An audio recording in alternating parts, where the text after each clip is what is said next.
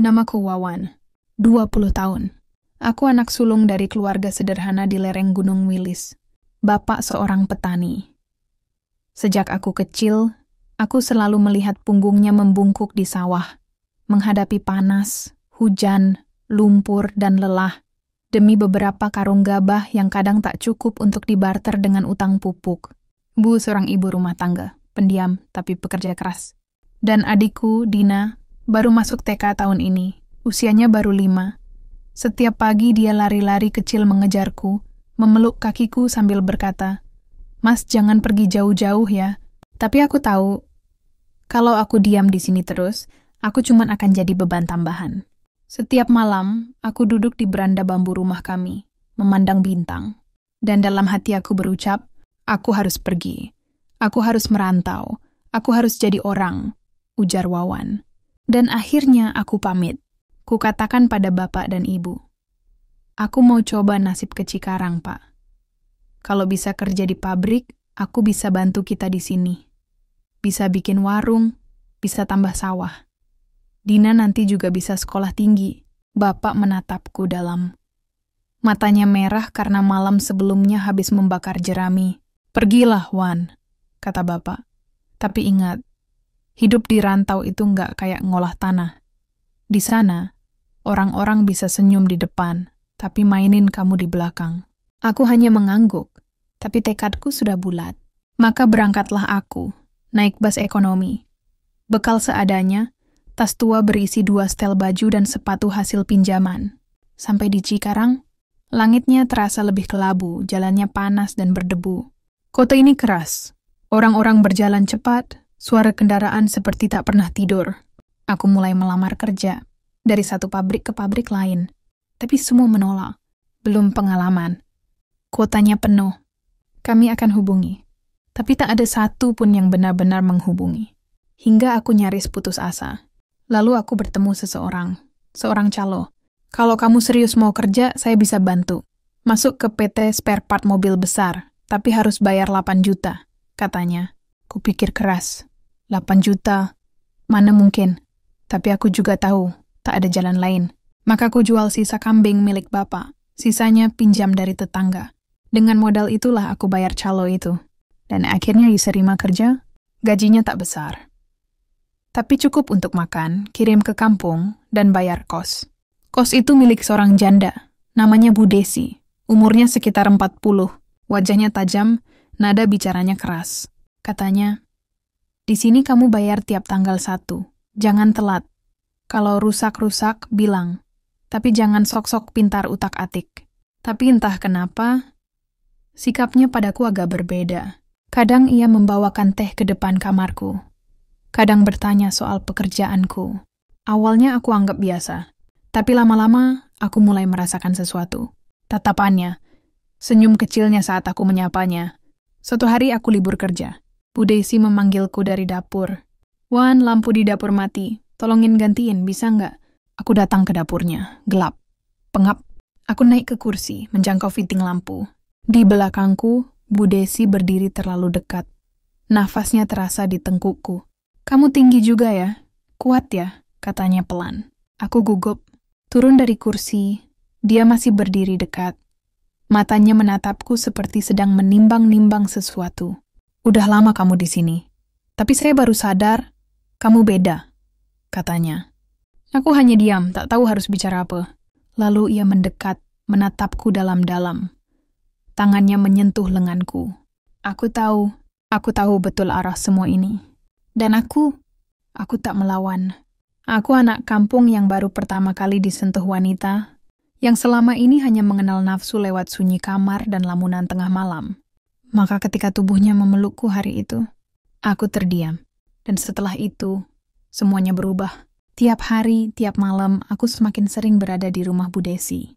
Aku mulai lupa sholat, lupa telepon ke rumah. Bahkan saat Ramadan tiba dan semua teman kos mudik, aku tetap tinggal. "Ngapain pulang? Di sini kamu kan nggak sendirian," kata Bu Desi. Dan aku mengangguk. Tanpa sadar, aku sudah mulai hidup seperti bukan Wawan lagi. Dan dari situlah, perlahan kesadaranku mulai goyah. Tapi cerita ini belum berakhir. Justru di titik inilah, aku mulai jatuh lebih dalam. Hari-hari berlalu, dan aku tak lagi tahu siapa diriku sebenarnya. Pagi kerja, malamnya bersama Bu Desi. Kadang aku pulang ke kamar, kadang tidur di ruang tengah rumahnya.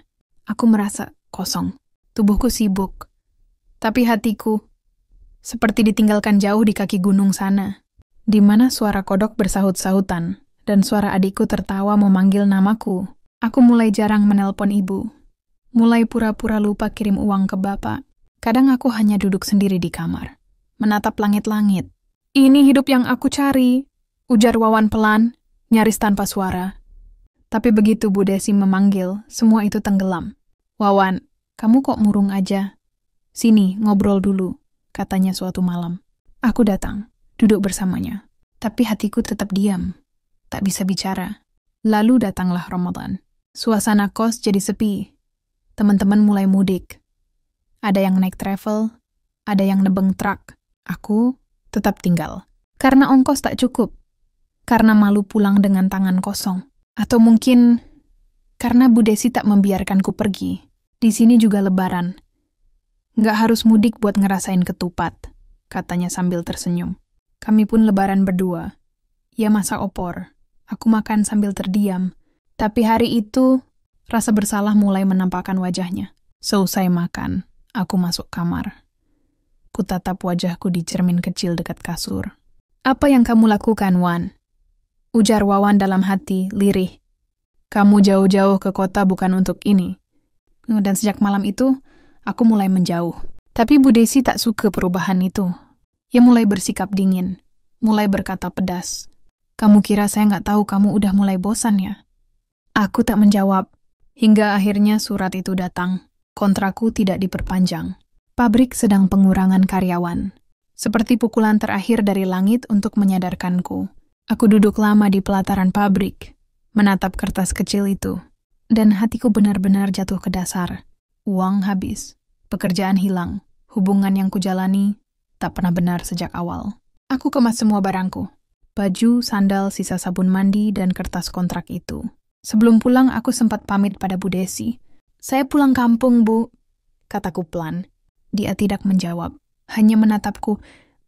Lama, seperti ingin mengatakan sesuatu, tapi urung. Aku menunduk, lalu pergi. Di dalam bus menuju timur, aku duduk dekat jendela, memandang sawah-sawah yang mulai hijau, gunung yang mulai terlihat.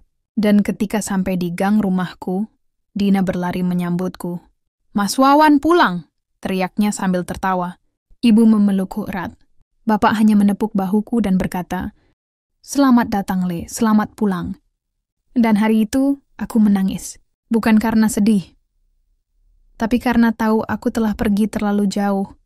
Hanya untuk menyadari, rumah tak pernah butuh keberhasilan besar. Rumah hanya butuh kehadiran yang jujur. Dan sejak hari itu aku mulai dari nol. Aku bantu bapak di sawah.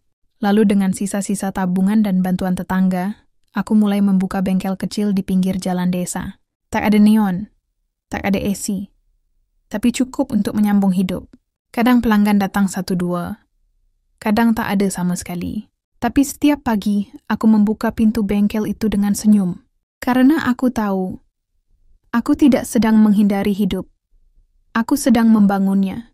Dan meski luka di masa lalu belum sepenuhnya hilang, aku biarkan waktu dan kerja keras jadi obat. Aku Wawan, anak petani dari kaki Gunung Wilis. Pernah tersesat, tapi tak pernah berhenti pulang. Hidup di desa memang tidak ramai. Tapi keheningannya justru menampakkan suara-suara yang pernah kupendam. Suara hatiku, suara kesadaran, dan suara penyesalan. Setelah pulang ke rumah, aku banyak diam. Ibu tak pernah bertanya soal masa rantauku. Ida hanya berkata, yang penting kamu selamat, Le. Tapi aku tahu, ada luka di balik kata-kata itu. Bapak pun tak pernah membahas soal uang yang dulu kupinjam untuk bayar calo. Ia hanya terus mengayuh cangkulnya setiap pagi. Maka aku putuskan, aku tak boleh tinggal diam. Aku mulai bantu bapak di sawah lagi. Panas terik sudah tak asing. Tapi kini, lelahnya terasa berbeda. Lelah yang tak membuatku malu. Tapi justru memulihkan harga diri. Di sela waktu aku merenung. Aku pernah kerja di pabrik spare part mobil. Masa aku nggak bisa buka bengkel kecil di sini? Ujar Wawan dengan tekad. Maka dengan sisa uang yang masih kupunya, Aku beli alat-alat seadanya. Dongkrak bekas, kunci pas, rak dari kayu tua. Lalu aku bangun bengkel kecil di pinggir jalan desa. Tak ada papan nama. Hanya tulisan tangan di triplek. Bengkel mobil dan motor Wawan Singkek. Awalnya tak ada yang datang, tapi kabar menyebar cepat di desa. Itu anaknya Pak Giman ya? Iya, katanya dulu kerja di kota. Lalu satu motor rusak datang. Lalu satu mobil pickup mampir. Lalu satu demi satu, hingga aku tak pernah benar-benar menganggur setiap hari. Aku tak pernah bilang pada siapa-siapa soal Bu Desi atau soal malam-malam di rumah kos itu. Karena aku tahu, bukan semua dosa harus diceritakan, tapi semua dosa harus dipertanggungjawabkan. Dan tanggung jawabku adalah menjadi manusia yang lebih baik. Suatu malam, Bapak datang ke bengkelku. Duduk di bangku kayu, membuka rokok lintingannya. "Bengkelmu makin ramai, Wan," katanya. Aku tersenyum.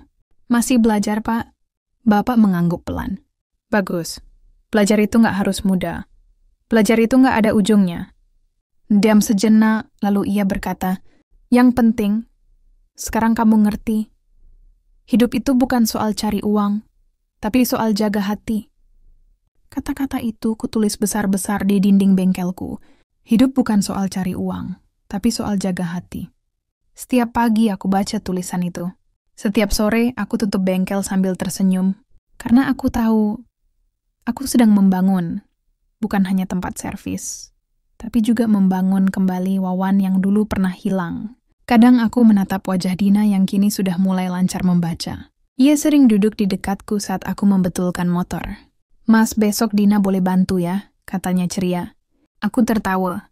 "Boleh, tapi jangan bawa obeng buat main masak-masakan," ujar Wawan sambil mencubit pipinya.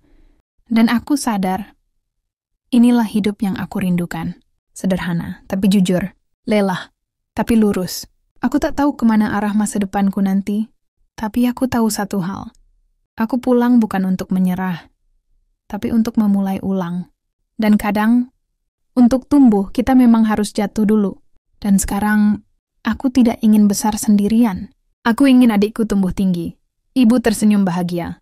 Dan Bapak bisa duduk santai di kursi bambunya, tak lagi memikul semua beban dunia. Karena itu, aku akan terus di sini, di bengkel kecil ini. Tempat di mana aku menebus waktu. Tempat di mana aku membuktikan bahwa Wawan yang dulu tersesat, kini telah kembali. Waktu berjalan pelan di kampung.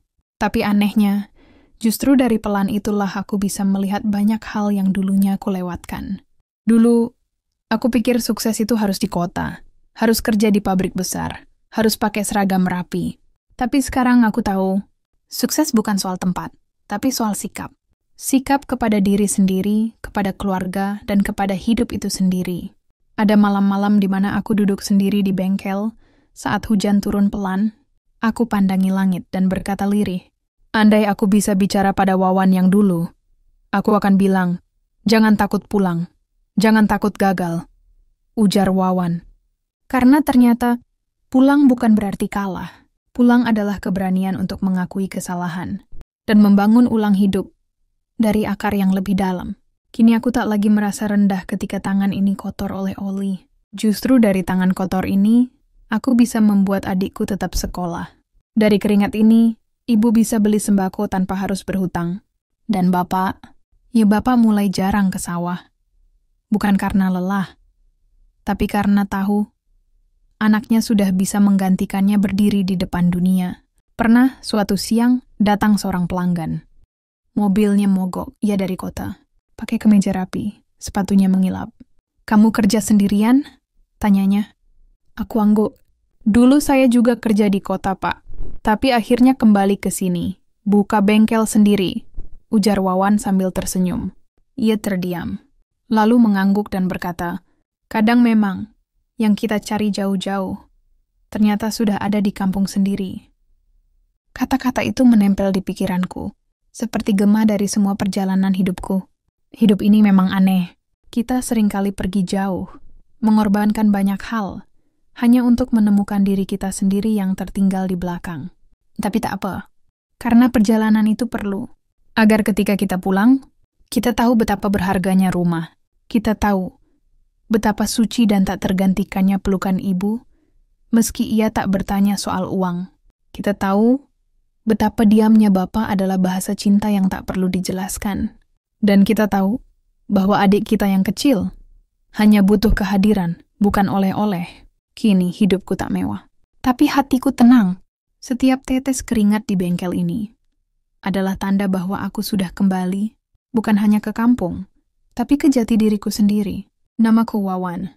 Aku pernah merantau. Aku pernah jatuh. Aku pernah dibutakan nafsu dan kehilangan arah. Tapi aku pulang. Dan hari ini aku berdiri lagi. Bukan sebagai anak yang mencari kerja, tapi sebagai laki-laki yang menjaga keluarga. Dan di antara gemuruh dunia, aku temukan sunyi yang paling jujur di rumah ini, di bengkel ini, di dalam diriku sendiri. Please subscribe dan komentar sholawat Nabi.